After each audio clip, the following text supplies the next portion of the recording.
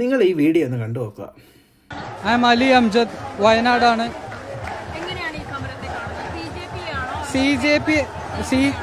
Paper ലീക്കിനല്ല, CJP ഞാൻ personally കാണുന്നത് ഒരു ലോകാവസാനത്തിന്റെ അടയാളം ഇസ്ലാമിൽ 6-ാമത്തെയോ 7-ാമത്തെയോ ദാബത്തുൽ അർള് എന്ന് പറഞ്ഞിട്ടുള്ള ഒരു കോൺസെപ്റ്റിനെ പറ്റി ഡിസ്കസ് ചെയ്യുന്നത്. Bees from earth like cockroaches, like insects, and that's deeply connected to Islam, even Solomon, Sulaiman. And as far as I'm concerned, as a deep religious Muslim, I see it as a sign of end times. That's what I feel like. ഇല്ല, ഞാൻ ഓൺലൈനിലൂടെ ആയിരുന്നു അറിയുന്നത്.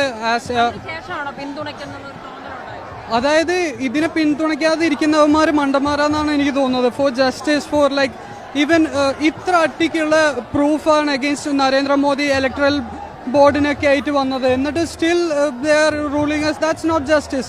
This government should fall down or it will fall down unless they serve justice to the people. ഇവനെ പോലെയുള്ളവന്മാരൊക്കെ മദ്രസ പൊട്ടന്മാരാണ്. വീണ്ടും നമ്മളെയൊക്കെ കൊണ്ട് പറയിക്കും.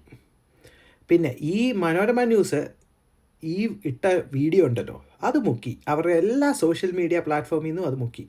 അതാരെ സൂചിപ്പിക്കാനാണെന്നൊക്കെ ഞമ്മക്ക് മനസ്സിലായി.